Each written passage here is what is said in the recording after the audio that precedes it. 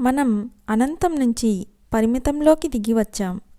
బాహ్య విషయాల నుండి మన దృష్టిని వెనుకకు మళ్లించి సత్యమనే మూల స్థానం వైపు కేంద్రీకరించడమే యోగం. ఈ విధంగా చేసినప్పుడే భగవంతుడు తన చేతనను ఏ విధంగా ఘనీభవింపచేసి అసంఖ్యాక పరిమిత రూపాలు గల తన జీవులుగాను అవి నివసించే విశ్వాలుగాను ఎలా మార్చాడో మనం తెలుసుకోగలం.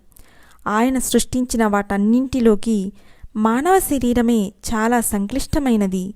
వీర్యం, అండం కలిసి ఏర్పడిన ఒక మూలకణం విభజన చెందుతుంది.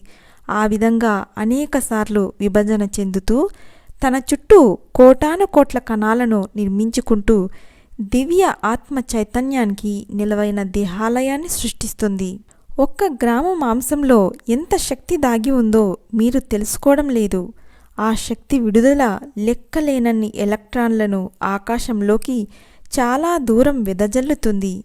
శరీరంలోని చేతనకున్న శక్తి సామర్థ్యాలు మానవుడి ఊహ కందనివి. పైకి కనపడేటట్లు మన శరీరం మాంసంతో తయారైన ఆ మొరటైన మాంస కణాల వెనుక విద్యుత్ ప్రవాహాలు, ప్రాణ ప్రవాహాలు ఉన్నాయి.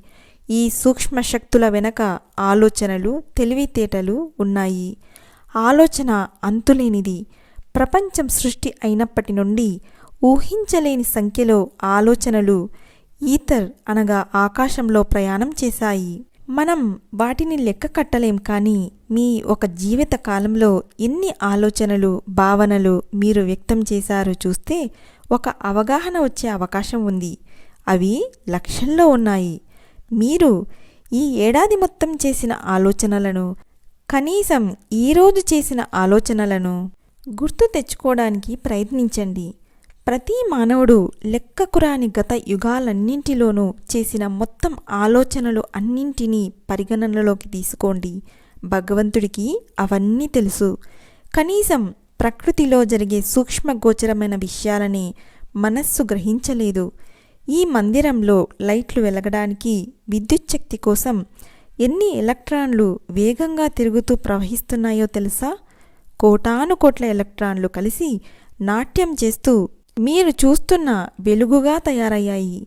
ఈ అత్యంత సూక్ష్మ కణాలు ఎంత వేగంగా ప్రయాణిస్తున్నాయంటే ఇక్కడ్నుంచి న్యూయార్క్ నుంచి ప్రపంచంలోని మరో ప్రదేశానికి దేనికైనా కొద్ది క్షణాల్లో చేరడానికి ఎంత వేగంగా ప్రయాణించాలో అంతటి సమవేగంతో ప్రయాణిస్తున్నాయి. శాస్త్రీయ పరిశోధనలు దీన్ని నిరూపిస్తున్నాయి. ఎన్ని ప్రోటాన్లు, ఎలక్ట్రాన్లు కలిస్తే మన భూమి ఘనీభూతమైంది అనే దాన్ని లెక్కించాలని ప్రయత్నిస్తే మనస్సు కొంతవరకే లెక్కగట్టగలదు. ఆ తర్వాత ఆగిపోతుంది. శోధించే మనస్సుకు తెలిసేది అనంతంలా కనిపిస్తుంది. ఎందుకంటే ఒక స్థాయికి ఆవల భావనలు ఎంత సుసూక్ష్మమవుతాయంటే వాటిని అనుసరించడం కష్టం.